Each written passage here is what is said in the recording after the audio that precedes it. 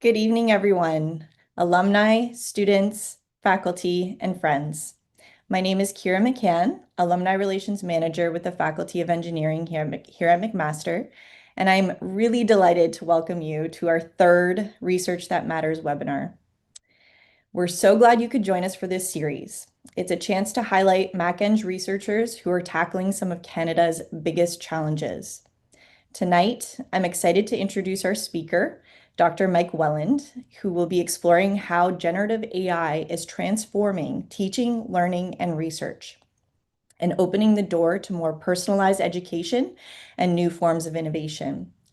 Dr. Welland is an associate professor in engineering physics, and his work sits at the intersection of advanced energy systems and machine intelligence. His research spans nuclear materials, clean energy systems, and sophisticated computational modeling, including multi-scale and multi-physics simulations and data-driven approaches for predicting how materials behave under extreme conditions. Before joining McMaster, he spent nearly a decade at a Canadian nuclear laboratories, leading award-winning research programs supporting Canada's nuclear sector. He's also held postdoctoral roles at Argonne National Laboratory and at the European Commission's Joint Research Centre. Over his career, he's published more than 50 peer-reviewed papers across nuclear, battery, and hydrogen energy research. Dr. Welland is also a leader in how we thoughtfully integrate generative AI into engineering education. He's been reimagining what engineering curriculum can look like in an AI-enabled world, shifting away from rote coding tasks and toward developing critical thinking, validation skills, and the ability to interpret and challenge AI-generated results. His focus is on responsible, transparent, and creative use of AI to deepen learning, not replace it. And he's helping students strengthen analytical reasoning, collaboration, and ethical decision-making along the way. Beyond the classroom, he also contributes to the broader conversation around AI and energy systems, including how AI's rapid growth is reshaping electricity demand and why nuclear energy's reliability and low carbon profile make it an important enabler of an AI-driven future. So with all of that, I'd like to welcome Dr. Mike Welland.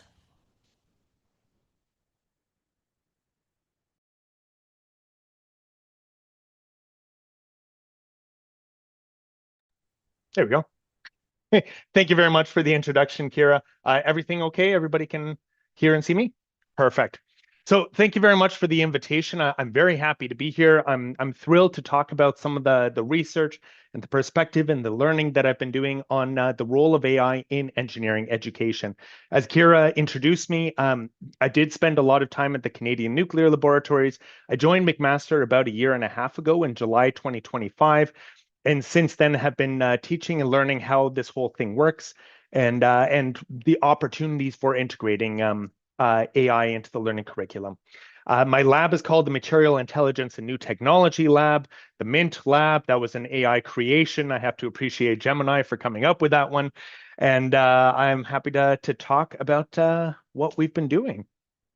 So, you may have noticed that AI is no longer a novelty. I think I even just saw a chat message coming up that somebody's using an AI note taker for this very talk, where I'm talking about AI using a platform which has AI integrated. And I was also just crediting AI for the creation of the title name. So it's definitely no longer a novelty. It is our new reality. Industry is expecting engineering students to come out knowing how to use these new tools for the sake of productivity, for the aim of productivity, excuse me. The good news about this is that AI is just a tool, and it's actually the latest in a long line of such quote unquote disruptive technologies that, in my mind, originally began with a printed book, at least, right? And then progressed to calculators, computers, the internet. AI is the latest and potentially the greatest, but there'll be more afterwards. The big differentiating factor for it, though, is the unprecedented rate of uptake of this technology. So within 2 years of its launch, 40% of US adults had adopted it and were using it on a daily basis, compared to the internet that took 4 years to reach that level, the computer that took 12 years, calculators, books, everything takes time to ramp up in its usage.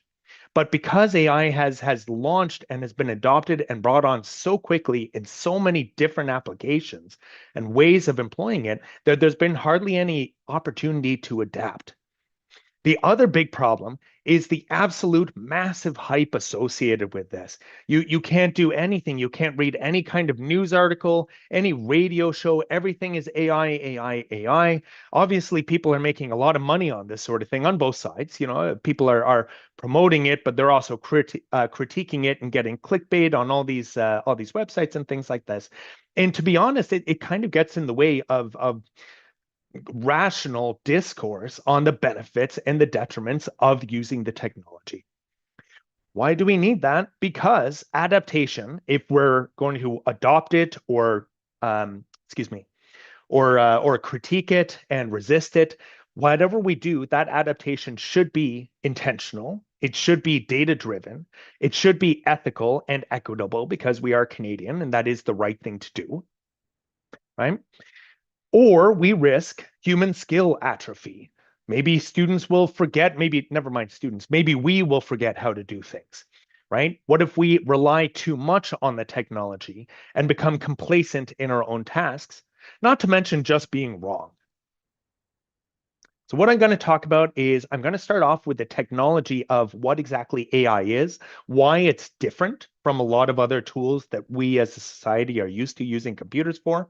I'm going to talk a little bit about the ethics of AI and some student polls as well as faculty polls, and then talk about how to use AI in the classroom, and finally round off with some suggestions about how you might consider adapting to AI in your own personal practice. So the technology that quote unquote AI is based off of is technology called neural nets. Neural nets were originally proposed in the 1940s. It's not a new technology. What is new is the technological backend, the GPU and TPU processors that are enabling this to be rolled out at scale. But the technology itself isn't new. In a nutshell, no, I'm not going to go through this in depth. For that, I have courses. The idea is that you give the neural net is a function. And if you haven't been in a math class for a while, what it is you are going to give it inputs, something into your system. It's going to mix them up and do something in the middle and then spit out something on the other side. The information is going to flow from one side to the other. Now, we're used to dealing with computers in kind of a predictable way in terms of what type of thing we can give it and what we expect on the other side. So, for example, Google search, we're going to give it a bunch of keywords and it's going to spit out recommendations on where that is. AI is a little bit different though because of the breadth of things that you can combine, giving in and taking out on the other side. And as an example, I like to cook. I have my KitchenAid mixer, and one of the things that I most like to do is make bread. So the ingredients that I put in are going to be wheat, water, and yeast. And on the other side of my device, my function, my mixer there is going to be my delicious bread that I've made. But I could also ask the mixer, the device, my cooking, to produce using the same ingredients, maybe pizza dough, maybe a croissant. Okay, without butter, it wouldn't be a very flavorful croissant, but I'm health conscious or whatnot. Or on the other hand, maybe I want to add more things to my function, to my mix, like honey or seeds, and make an artisanal loaf of bread that'll be, super wonderful. AI is kind of similar in that it, in its raw form, takes data, one set of data, and outputs another set of data. Turns out that human natural speech can be broken up into a data form. The way that's done is through something called tokenization. It's a bit complicated, but you can kind of think of it as being broken up into words. It's not exactly words. Tokens are more general. Sometimes tokens are half a word, sometimes 1.5 words or something like that. It's a more general concept, but you can imagine it as words. Humans are going to prompt the AI. We're going to input into our system our language. The AI is going to chew on it and it's going to spit out something, an output on the other side. And this is how a chat works.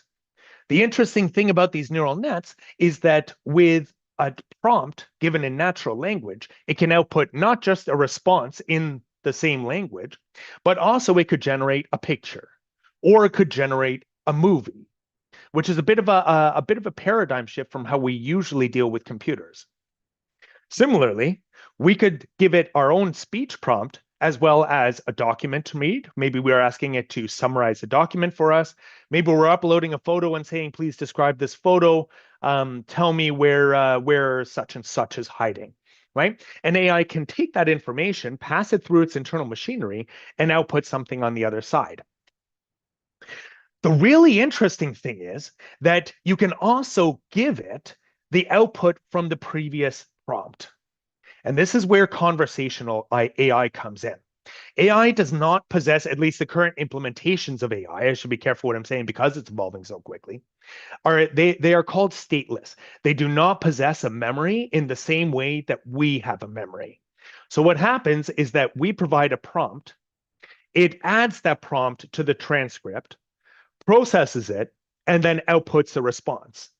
If we then add another prompt to it, it's not going to remember what it said before. It's going to take that entire transcript, add it to our new prompt, and process that in one go. And this explains why sometimes AI will give you kind of funny answers, to be honest. If you tell it it's not something, and then a little while later, it comes back and it starts to advocate for the same thing that you've already told it off for. It's because it's not seeing, it's not processing that there was an objection. It's seeing the original chat history as well as whatever you said it there too. Why am I talking about that?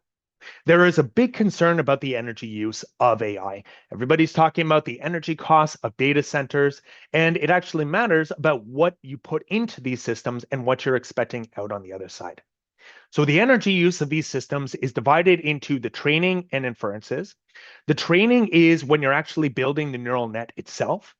It takes a titanic amount of energy, absolutely massive, in order to build these neural nets. But once they are built, you don't need to retrain them. Now you can query it. And what you do with a neural net is you provide it that input, it passes it through that neural net, that internal machinery, and it comes out with the most likely answer. It is a statistical engine in that it is the most likely answer, not the right answer, which is different from how we normally envision calculators. The inferences, which is why it's called an inference, by the way, we are inferring a solution, giving a prompt and the training data. This is a sustained load, but it's a much lower level. And the energy cost associated with it depends on the number of bits of information that you're feeding on the one side and what you're expecting on the other side. AI companies are remarkably elusive as to their power requirements for this.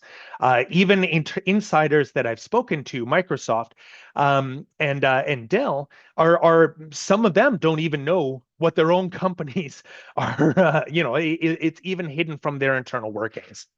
But a little while ago, I think this was August of last year, Google did finally release some data on this, and they gave some interesting perspective. I really like to incorporate data into these presentations wherever I can.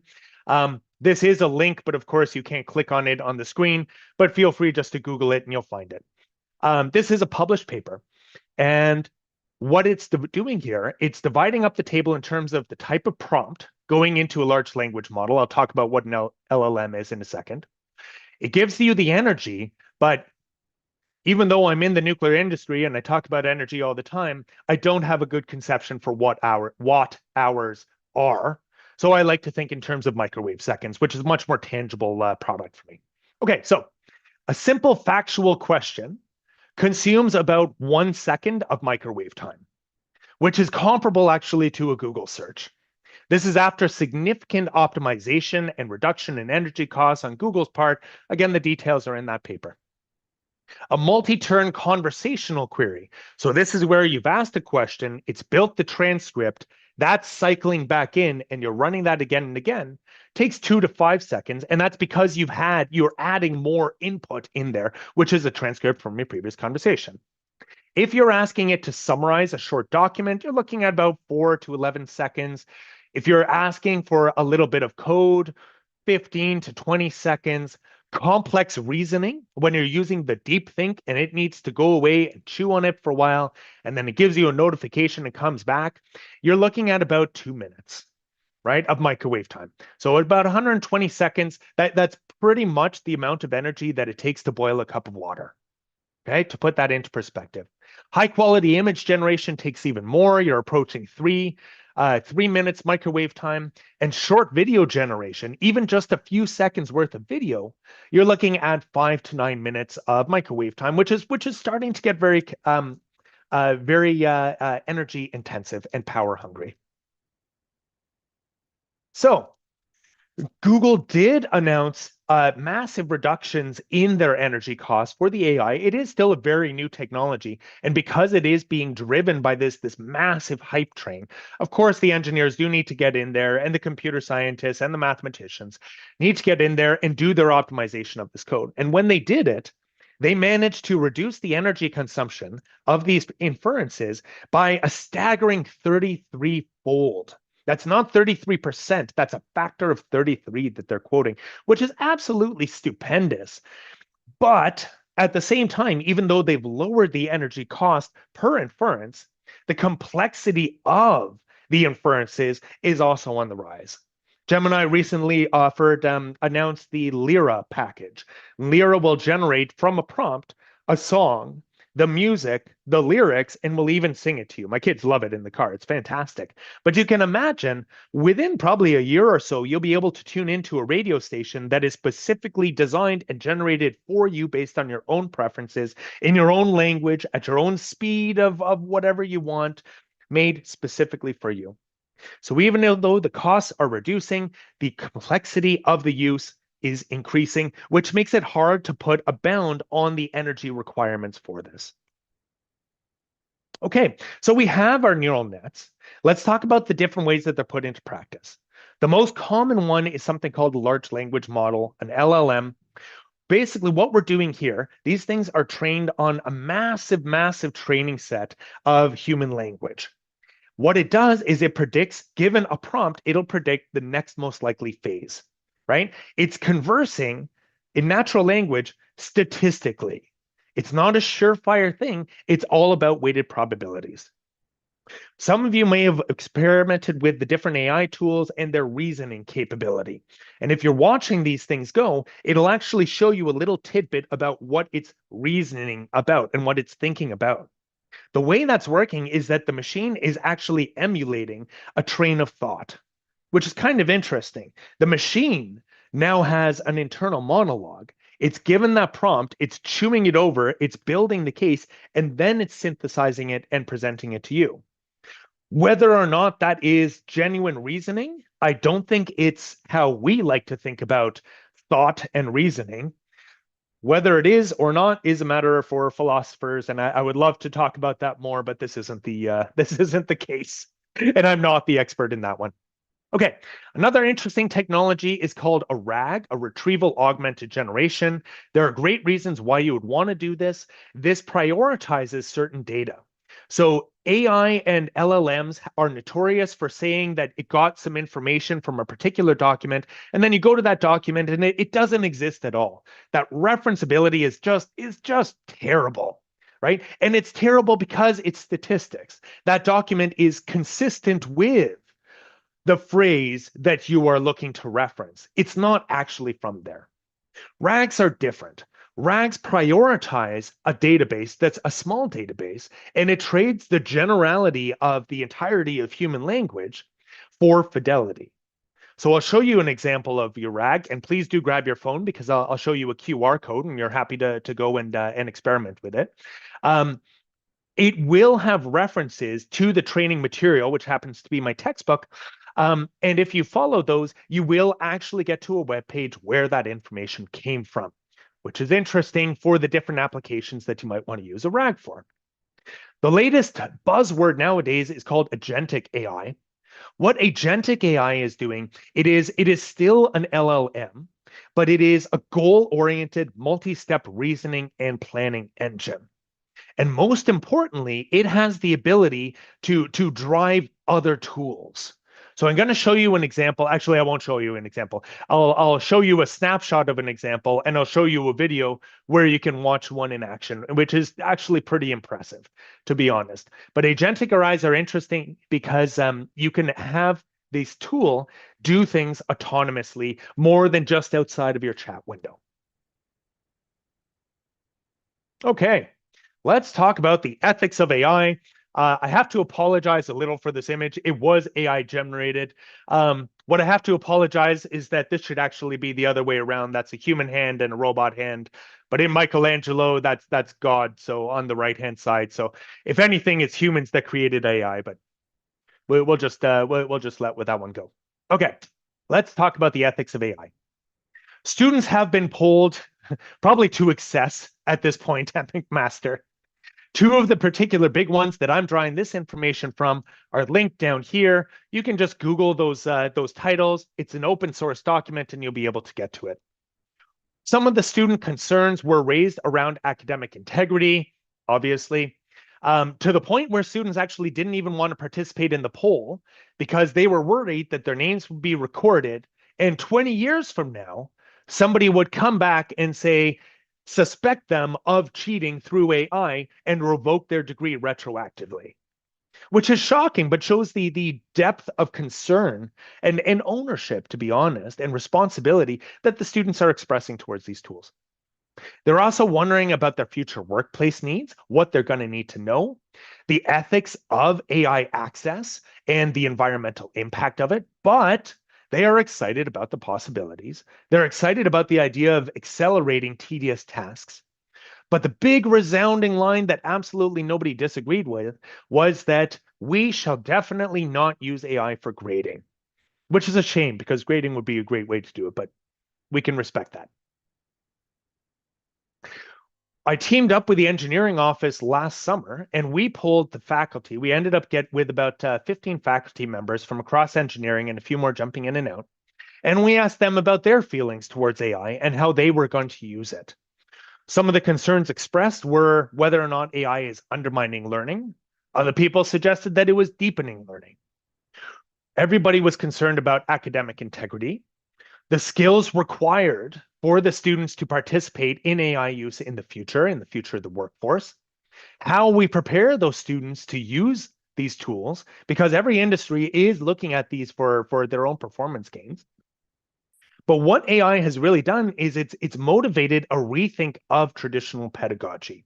It's kind of forced people, a little bit to rethink what it is exactly we're trying to teach the students and what the best way to do that is, which includes assessment, by the way, and how we assign marks to their performance. The other big resounding one that came out of this listening session was the overwhelming need for rubber on the road. There is a desperate need for data, for concrete practice, for experience. How are we actually going to do this? And what are the effects of doing this? This is not an open document. Feel free to email me and I'll send it to you. It's just not posted online anywhere.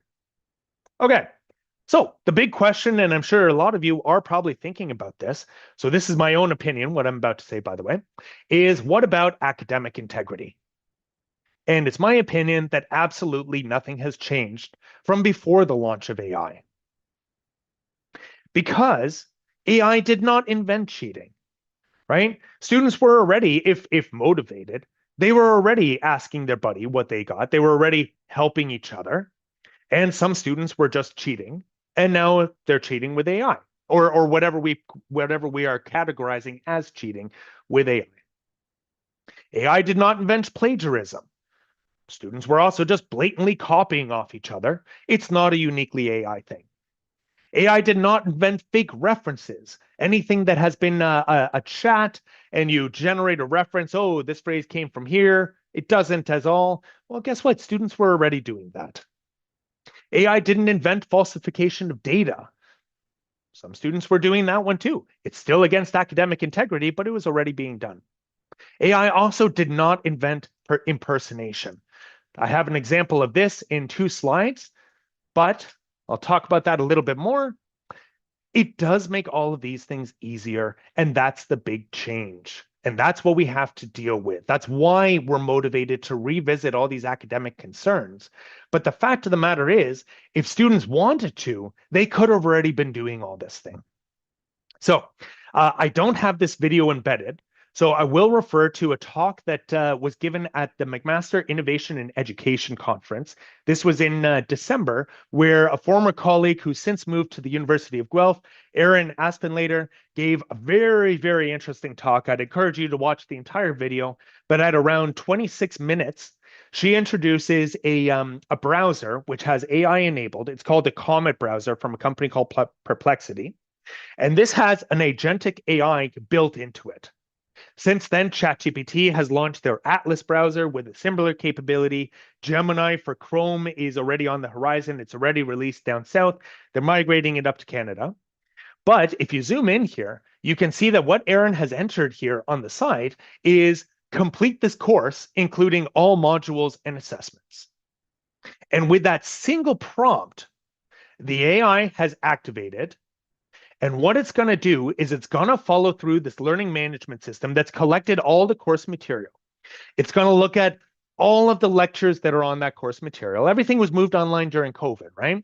Everything's been moved online. So it's going to read all those presentations. It's going to fill out the associated quizzes based on the references, based on those presentations. It's going to complete self-reflection surveys.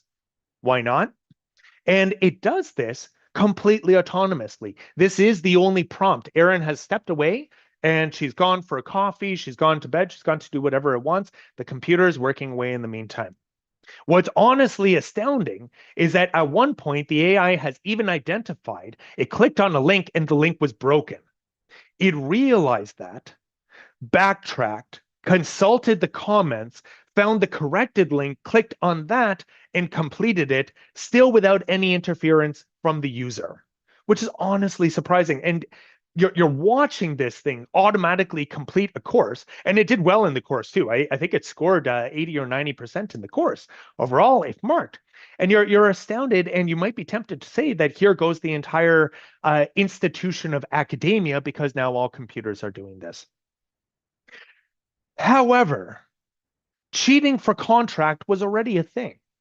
A student could, right, take a handful of money, go out behind the student bar, meet a cheating for contract buddy, and say, here's a few $100. I'll give you my login credentials. You go in and you complete the course on my behalf. They could have already been doing this. This is nothing new. It's astounding that we see a computer doing this, right? But it was already possible. It hasn't changed it, except that now students are able to do it from the comfort of their home and for the low, low price of a Comet browser Premium Plus auto drive feature, $30 a month, which is much cheaper than you would get somebody to impersonate you in a test anyway. So the question is whether or not AI has had an effect in cheating at all. There are studies that have been done out of Stanford, again, one of the few gems of research that are robust and are substantial. And what they found is that AI is not increasing the frequency of cheating, which is very interesting. And if you're interested in this, I would encourage you to Google these names, or again, email me and I'll send you the links. But what it talks about is that it is making it easier to do it. But, well, to be frank, cheaters were already going to cheat. All that's happened is that it's a lower barrier to entry. It's more convenient and it's faster. So what stops people from cheating? What are the key features that motivate students to actually do their own work and not just buy out of the solution, right? First of all, belonging and connection to the school. Very big motivator. Purpose and meaning of the class. If a student is in the class, they see the value of it, and they want to participate, then they're going to do it themselves because they're actually invested in wanting to do that work. Engagement in the material. If the material is interesting and it's not just one line after another of mathematics, people are going to get excited. They're going to get involved. And if they see the value in their contribution, in their achievements through the course, then they're going to be more emotionally invested, more driven to participate, quote unquote, properly. Every single professor that I've talked to since I arrived at McMaster a little over a year and a half ago, we know this. Everybody knows this. Everybody knows the value of student connection.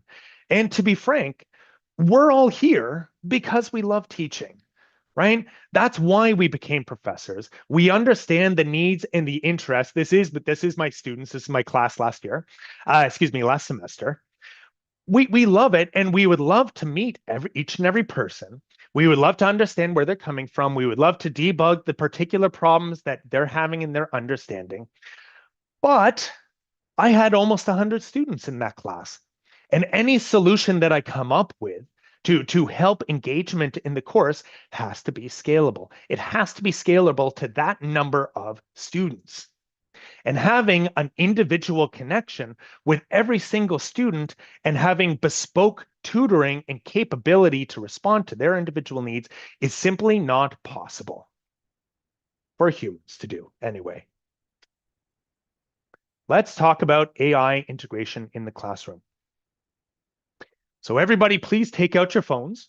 Feel free to scan that QR code, or you can just type in this web address. I apologize, I didn't realize there should be an underscore here.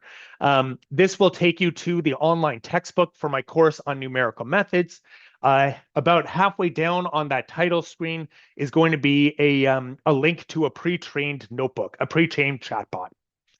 What this is a retrieval augmented generation engine. It's called Google Notebook LM. I'll show you it in a second. Again, it has enhanced source fidelity at the cost of creativity, but through this tool, I'm able to generate a chatbot that's trained on my textbook. It can generate podcasts, which is very, very interesting. You listen to these things, and they're two ethereal beings that are talking about, backward Euler, implicit function time propagation theories, and they're bickering. They're joking with each other because that's material that it's been trained on. But it's very odd to be listening to two robots that are not even robots, two signals that are joking with each other. Very interesting, though. It's great at generating flashcards, practice quizzes. Everything that you could want out of these engines, it is capable to generate completely automatically without my intervention at all. If you go to this link, that will be on a mobile phone, but you can also find it on the computer.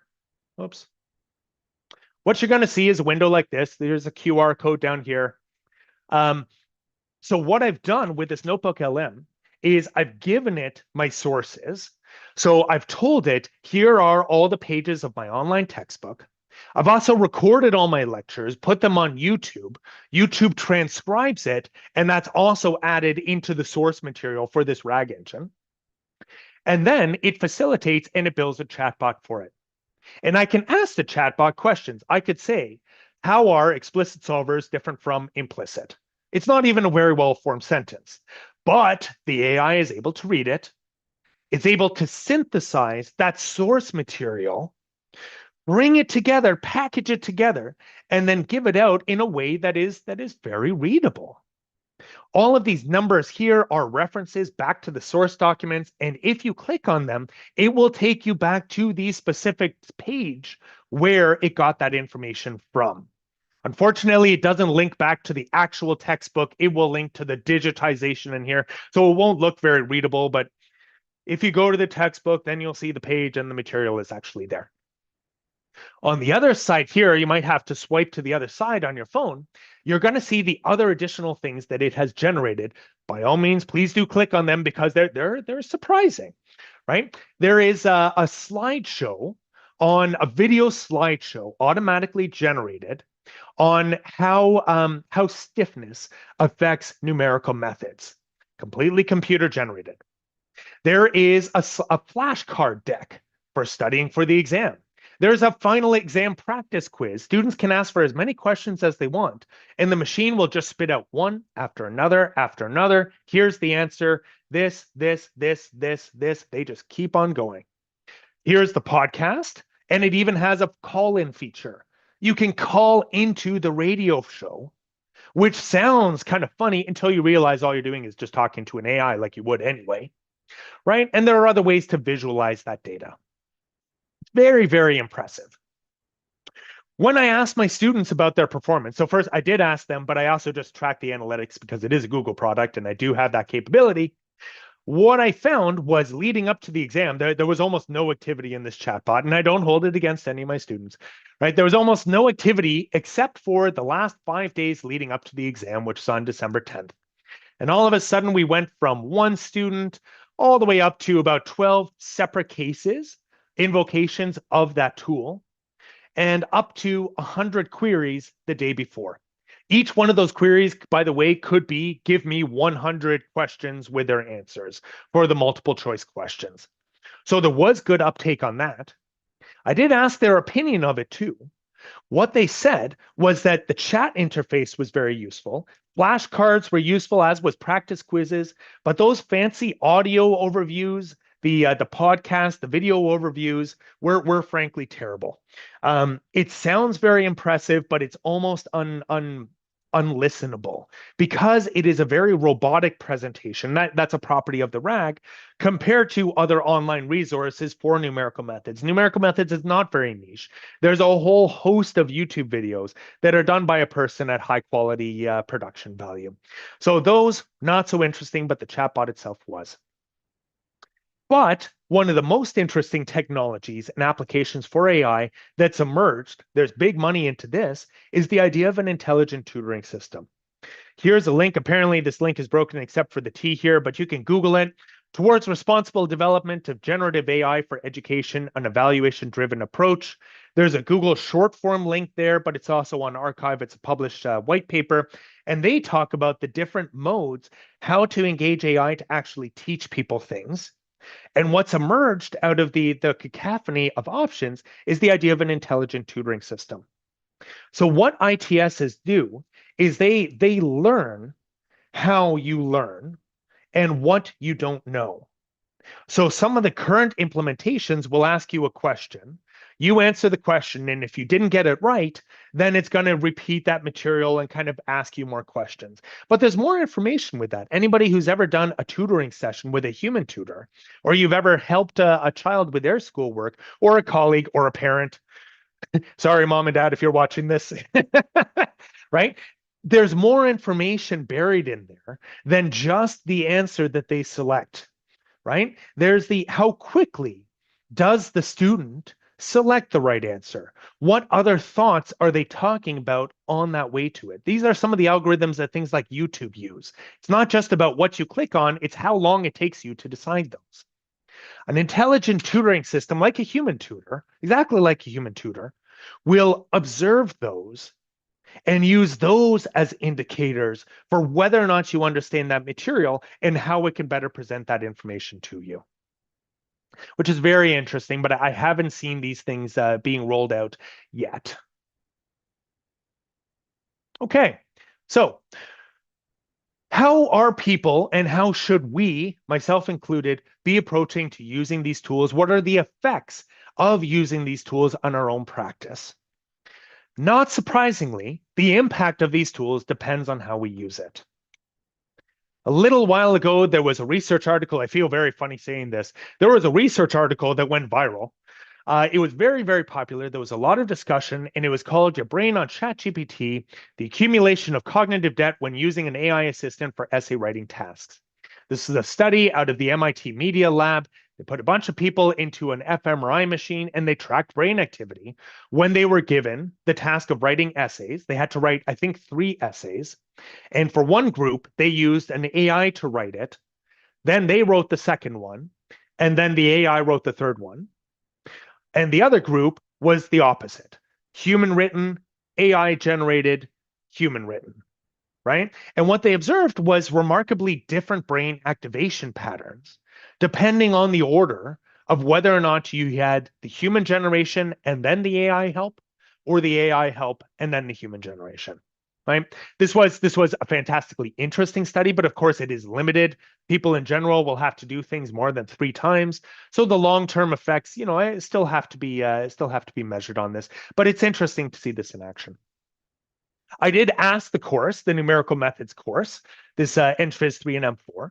I asked them for their feedback. So because it is numerical methods, I did host the course on a platform called Google Colab, which is a hosted Python JupyterBook environment. They could do all the coding in there, but the interesting thing is that they had the Gemini AI integrated directly into that environment. And I said, students, go nuts. You can use AI however you want, but I will be grading you based on the quality of your output. And I'm happy to talk about those assessment metrics and the way that I approach that afterwards too.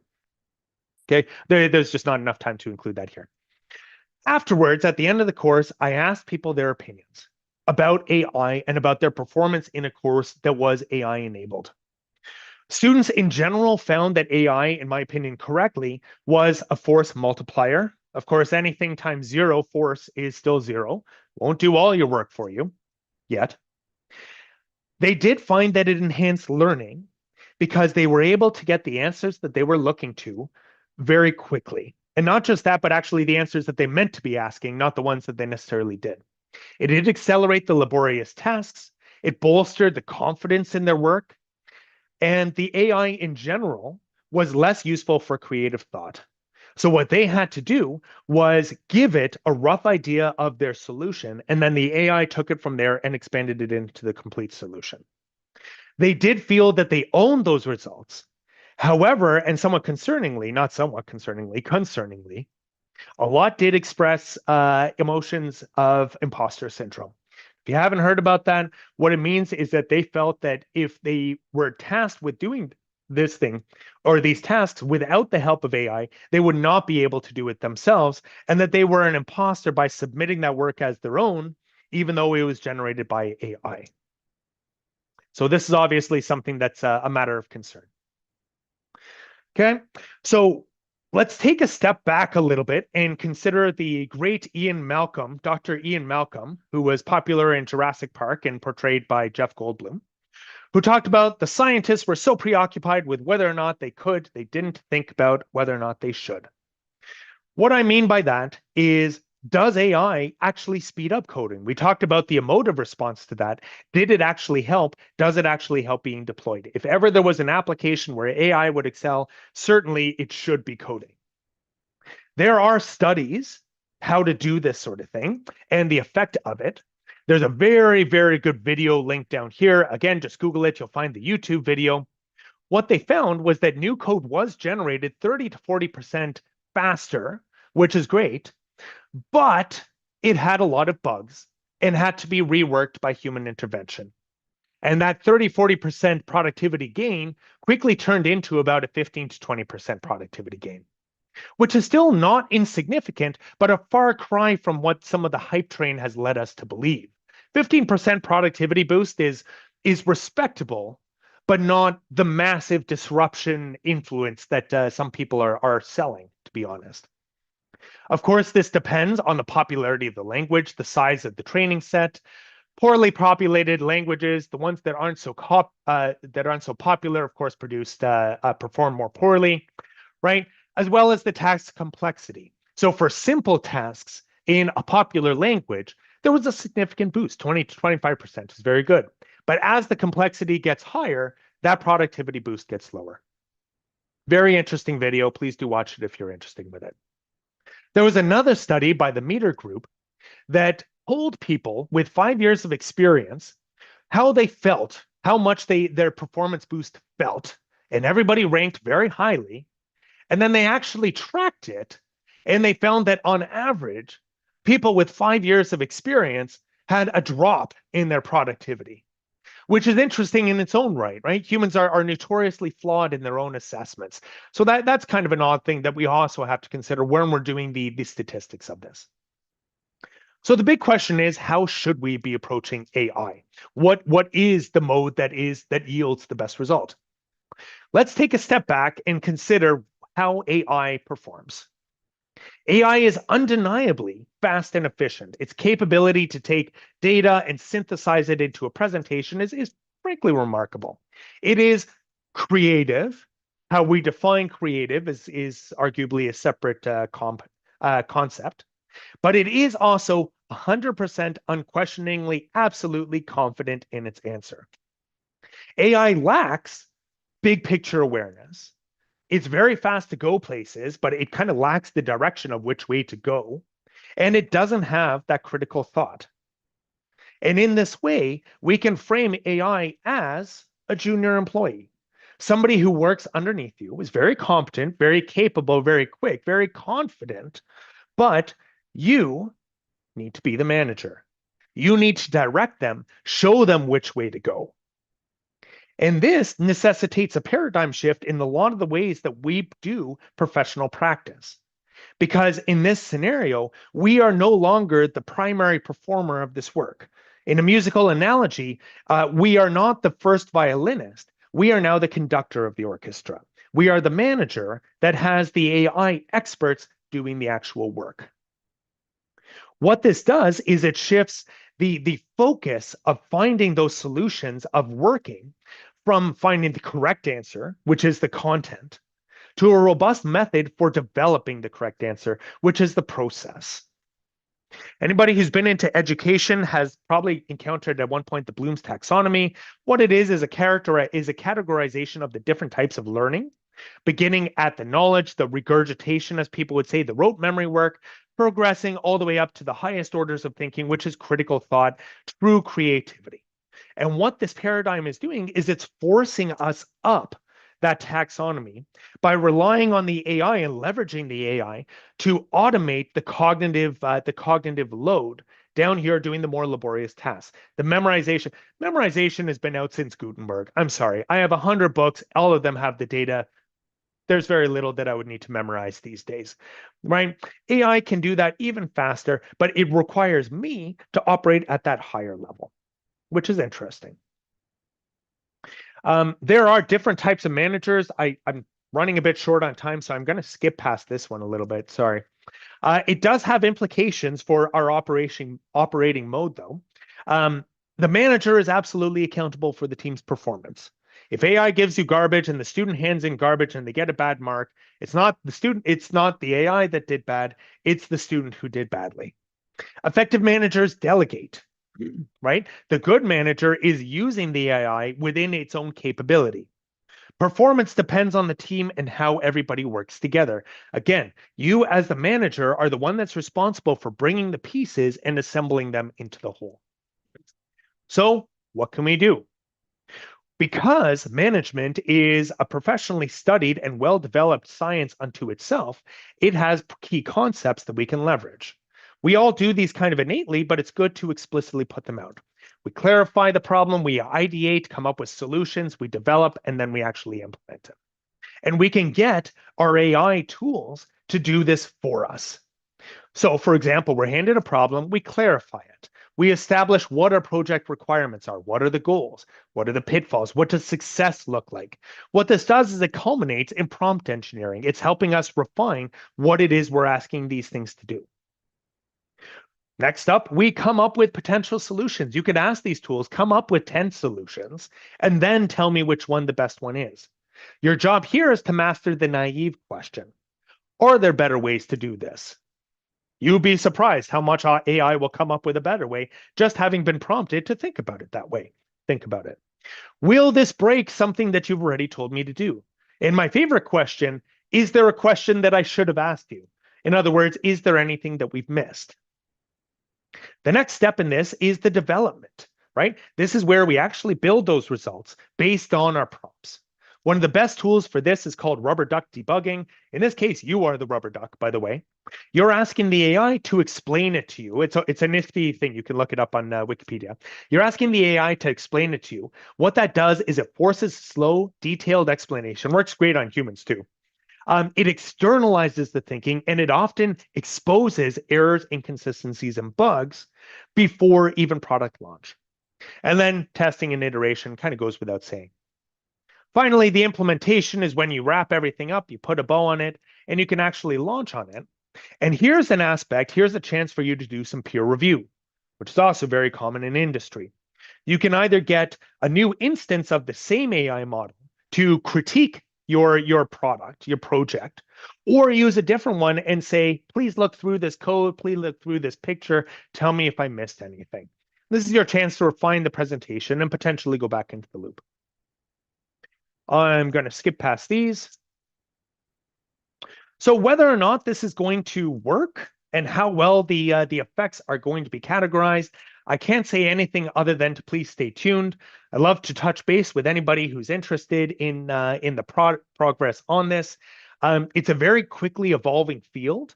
It's very hard to say anything because by the time you've hit enter, AI has already changed to something else. Thank you very much, and thank you to my collaborators and contributors, especially the McPherson Institute here at McMaster University, who's been kind enough to fund a lot of this work. Very much appreciated, and thank you very much. My email address is there. If anybody has any questions or would like to continue the conversation, I'm very happy to. Thank you so much, Dr. Welland, for that very thought-provoking talk. We have some questions that we'd like to get to. We had some pre-submitted, and you do have the opportunity, our attendees, to ask questions live as well. So maybe we'll start with some of the ones that were pre-submitted here. So first question for you. How will AI change the way students are evaluated as you try to ensure the authenticity of student work? Yes, yes. I didn't have time to talk about it in my presentation, but that's a very common question that I hear from a lot of people. Um, in my opinion, in my professional practice, the quality of the result is assessed based on the outcome of the project. So what that means is that whatever tools you're using to get to that outcome is frankly behind the veil. I can assess people because we're in engineering. I do understand my colleagues in other faculties have a different opinion on this. But within my own personal practice of engineering, I can assess people based on the output of the result. However, the other thing that I had to do whenever I presented my results in a conference to a professional audience, I had to be able to defend it. So what I like to do, and this probably isn't sustainable into the far future, um, my students would have an assignment, and then the next week they had an oral exam with it's not an exam, an oral question and answer period with one of the TAs. And the key was that the TAs were asking them questions about their assignment. They got a separate mark on their oral part, and then those two marks were multiplied. And the multiplication is the key. Because if somebody gets 100% because they just AI Gemini the entire assignment, but couldn't explain a single thing about it, they got a nice big fat goose egg.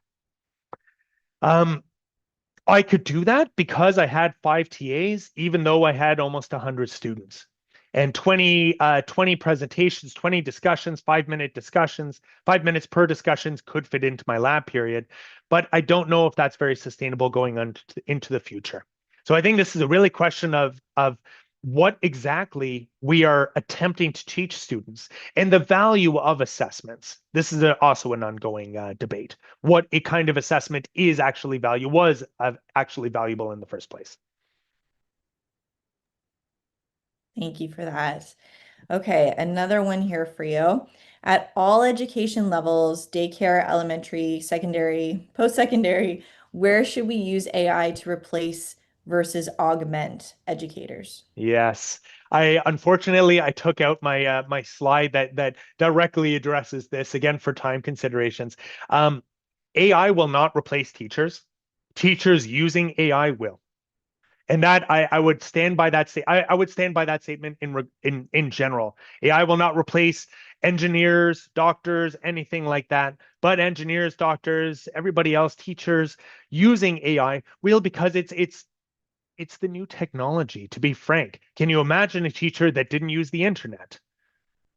Right? Where are they getting their lecture material? Where are they getting their images? Everybody loves images. They're very effective.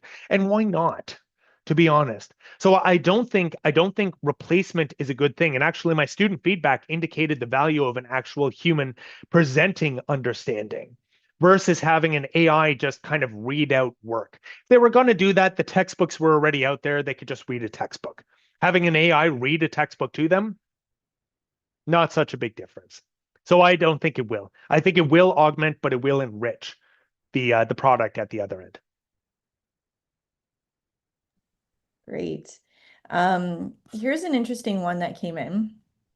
Um, so hi, Dr. Willen. You mentioned AI can describe a picture when provided one. Earlier today, I submitted my 4-year-old daughter's report card, emphasizing I will be focusing on reading and pushing her to describe pictures for the purpose of storytelling and creativity. Given AI can do this for us, how important are these basic skills for children in education, um, as they are the future of workforce? 100%, absolutely 100%. Um,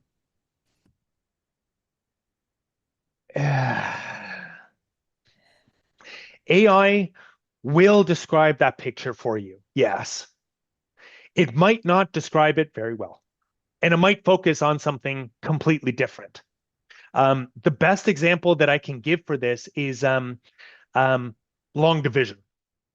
I learned long division in school, and I learned it by doing page after page after page of long division. It was a skill that I acquired since graduating undergrad. I have used it exactly once in the last 25 years. Yeah, almost, nope, 20 years, not almost 25 years. Yikes. Um, so, but if I have, because I have a calculator and the calculator will do division for me. Um, if I, so what value then is it for me to do long division at all? Should we be requiring our students to do long division, given that everybody has a calculator? Everybody has a calculator in their pocket right now. They're all over the place. So what value is it to learning long division in general? Well, the thing is that having done all that practice, having gone through that time, if I punch into a calculator or I ask Google or Gemini or any of those tools what 7 divided by 3 is, and it comes out with an answer of 219, I know right off the bat that that's completely wrong, right? If I did a calculation at a restaurant, somebody summed up the bill and I ordered a cheeseburger and fries and it came out to $300, right? I know that that's wrong. So there's value in doing this to actually answer the question that you asked. Um, I think there is value to doing this and learning how to do it so that you can develop an intuitive understanding of what the output is coming out on the other side. But how much of that practice, how much you need to know in order to be able to do those things, I don't actually know. I don't know if I needed to do 20 pages of long division to figure out that 7 divided by 3 is not 300. I honestly can't answer that question, but I know it's probably not as many pages of long division that I actually did. Amazing, thank you. And I think we have time for one more question here. We talked about the ethics a little bit, but how might we promote care from the students in regards to using AI in an ethical manner? Love it. Love it. Love it. Love it. Um, I had a rude awakening a little while ago, and I don't have hard data on this. It's all completely anecdotal. Um, I was operating under the assumption that the current generation of students were the big drivers of AI. Everybody was super excited about it. They were using it in every way, shape, or form. And us, my generation and up, millennial and up, I'm on the earliest cusp of millennial, so I'm still counting myself as it. Um, are the ones who are kind of behind. But what's actually emerged is that actually the current generation of students are the most critical group that I've found. They are the ones, they're actively organizing and swearing as a group off AI, which I thought was very, very interesting. I never thought I would be the one saying that you should be using this tool and them saying, no, no, no, I don't want to. And the reasons why they were doing that was specifically about ethical concerns, right? How is it okay that I can afford the premium subscription and my colleagues can't? Therefore, everybody should swear off it entirely. Is that undermining my capability to learn? Um, Students are already doing it. To be entirely honest, they already have the global mindset, and I think that's because of previous campaigns of global awareness of energy demands, of inclusivity, of recycling. I went through that. I'm part of the recycling generation, right? There already is that global mindset. I feel that they're already doing a lot by themselves. Amazing. Okay, so that brings us to the end of tonight's webinar. So thank you, Dr. Welland, and thank you all once again for joining us. So we do look forward to introducing a second installment of the Research That Matters series in the spring. So stay tuned for that. And have a wonderful evening, everyone. We hope to see you again. Thank you very much.